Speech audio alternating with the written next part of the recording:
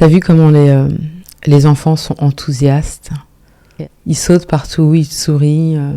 Ils n'ont pas de soucis, tu vois. Tout est possible pour eux. Ils sont dans un autre monde, on a l'impression. Ils te disent des choses, tu dis, mais où est-ce que t'es parti chercher ça? Ils sont créatifs, ils sont... C'est une bouffée d'air frais. Et, ce que je veux dire, c'est que c'est l'âme qui fait ça. Et cette âme, elle est en toi aussi. Mais c'est que les adultes, en fait, se perdent dans leur tête. Alors, maintenant, tu sais, j'ai 40 ans, tu sais... WTF, what the fuck. C'est quoi le rapport? Ton âme ne vieillit jamais. C'est pour ça qu'on parle d'âme, une âme d'enfant.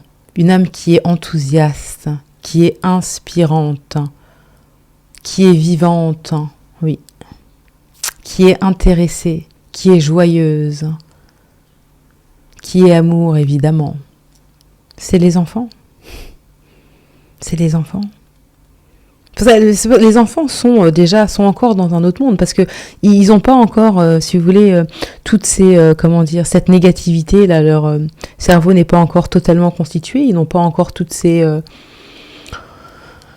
étiquettes, toutes ces limitations. Donc ils sont, ça arrive plus tard, bien que jeunes déjà, mais bien plus tard quoi. Là, je parle vraiment des petits enfants là comme ça qui sont là, qui courent. Tu vois, c'est magnifique, c'est magnifique. C'est magnifique, tu vois.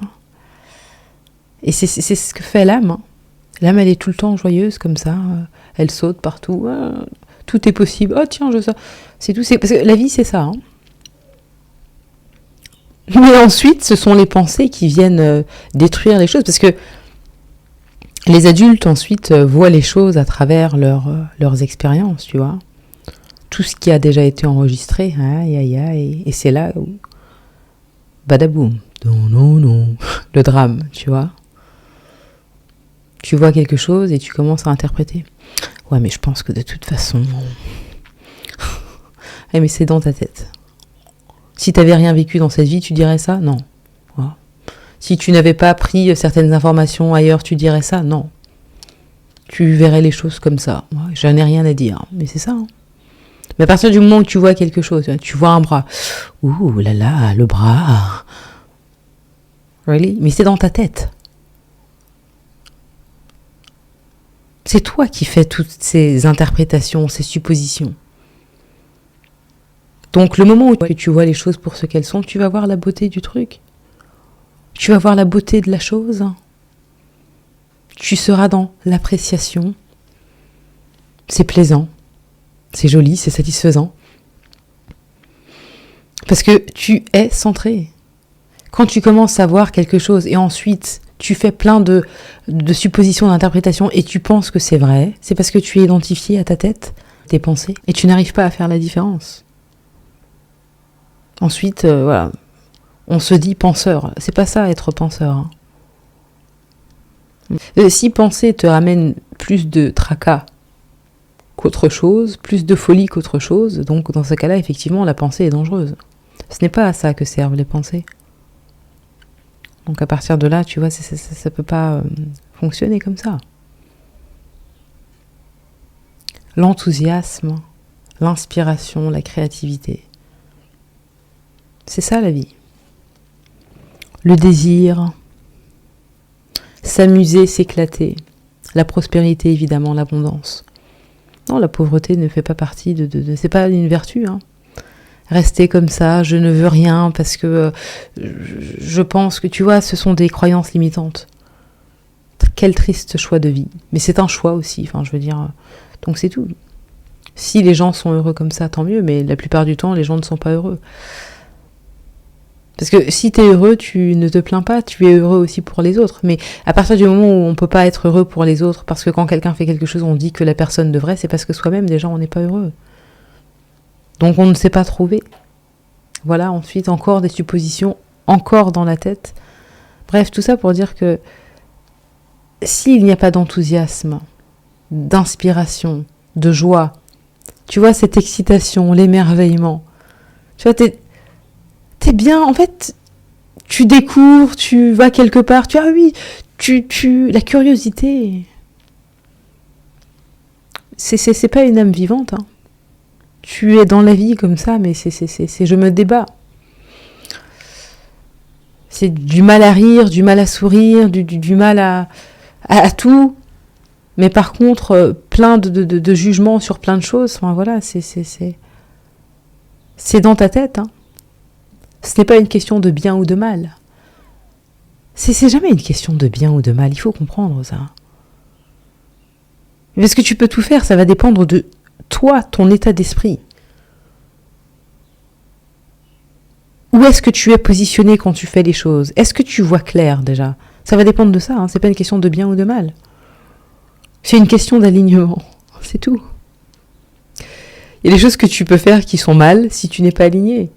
Enfin, mal entre guillemets, mais je veux dire, quand on dit mal, en réalité, c'est juste que comme tu n'es pas dans la bonne fréquence vibratoire, ce que tu fais, ça ne va pas, tu ne vas pas en récolter de bons fruits, quoi, c'est tout.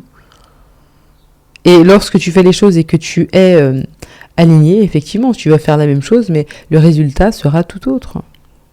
Tu vois ce que je veux dire? Donc c'est jamais une question de bien ou de mal, c'est une question de est-ce que je suis aligné quand je fais les choses?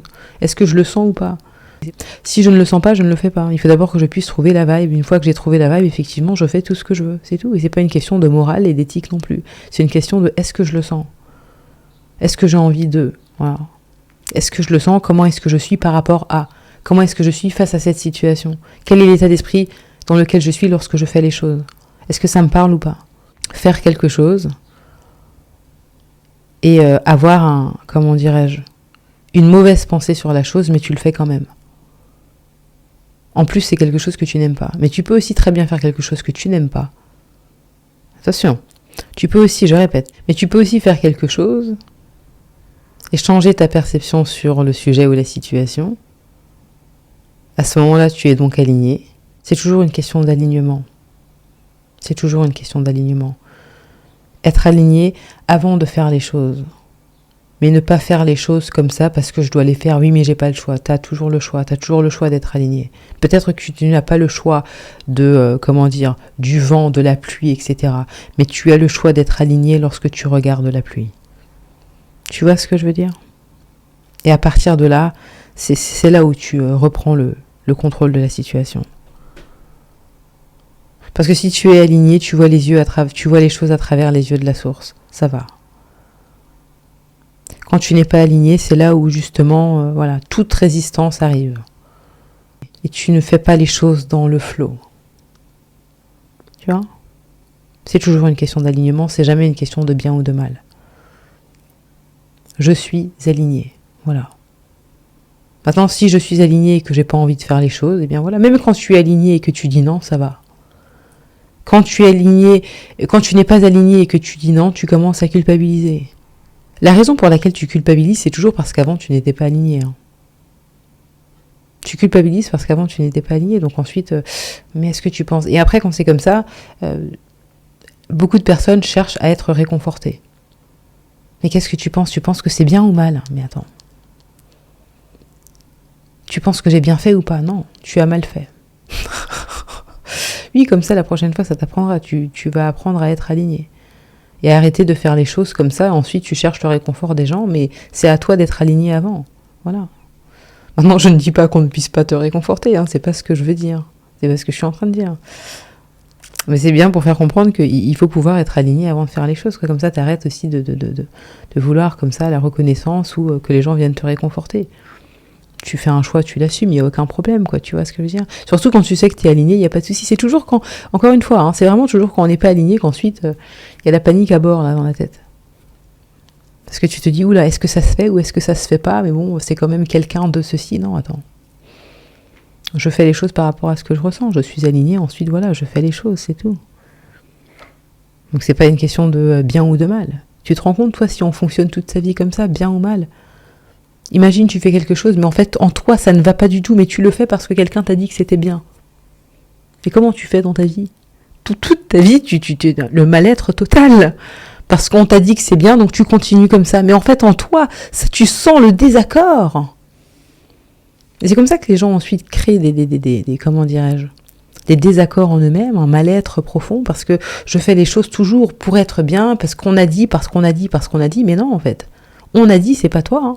On a dit c'est les autres, ou bien peu importe qui c'est, mais qu'est-ce qui se passe là en moi?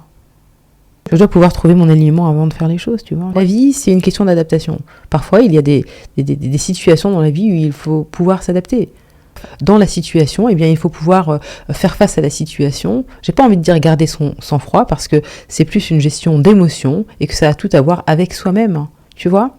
Mais ça ne veut pas dire qu'on n'a pas certaines préférences et qu'ensuite on ne pourra pas faire certains choix et que, voilà, peut-être que on décidera de ne pas revoir la personne ou bien de faire les choses différemment ensuite. Mais je veux dire, l'un n'empêche pas l'autre. C'est vraiment cette notion d'adaptation, parce que l'alignement permet justement de s'adapter aux choses, tu vois. Parce que la vie, c'est l'adaptation de toute façon. Il y a une différence entre savoir s'adapter aux situations qui sont inconfortables et mais comme ça j'aime pas, je le fais pas. Comme ça, c'est pas du tout ce dont il s'agit. Ouais, ce sont deux choses bien distinctes, effectivement. Ouais. Voilà. Bon, écoutez, c'est tout pour moi aujourd'hui. Vous pouvez me retrouver sur mon site internet. Tout est dans la description. Prenez soin de vous. À bientôt.